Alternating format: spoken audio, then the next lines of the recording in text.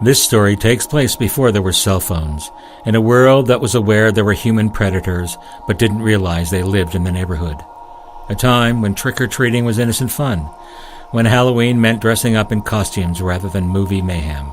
A time when legends borrowed from the past mixed with new world traditions and became stories about magic without bloodshed.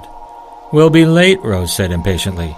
"I am not leaving without him," Andrew said, craning his neck to see if he could spot Patrick in the crowds. He was as anxious as Rose was to find him. They'd already missed one bus, and Andrew's dad had told him to be home before dark, which meant he had to be on the next bus. "I have to get into my costume. It takes time," Rose said. "We're going to miss trick-or-treat. We'll miss all the chocolate." "We came together, we leave together," Andrew said. His tone left no room for doubt.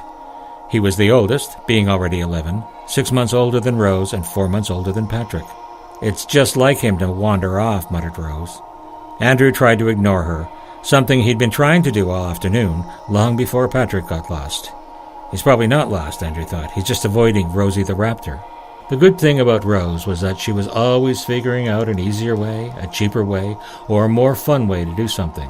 Rose found out about stuff like this outing. None of the other kids from Heather Bray's school knew about the Halloween fair, because it was across the Rex Glen ravine. The bad thing about Rose was her whining, like now. Andrew wondered, not for the first time, how long it would be before they stopped hanging out together. "If he's not here by the time the next bus," she began. "What about the next bus?" Patrick interrupted, appearing from behind a T-shirt stall. "Where were you?" Rose demanded. Patrick ignored her question and proudly held up a silver charm, fashioned to look like braided rope, knotted and looped into a circle. "Looks like a cheap earring," Rose cracked, belittling Patrick's precious find. Andrew pointed down the road. "There's the bus."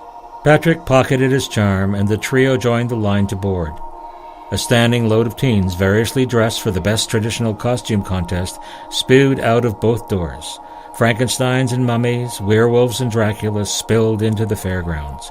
Andrew and Patrick were enjoying this grotesque parade until Rose's boring. Patrick and Andrew pulled out their bus passes and stepped on board.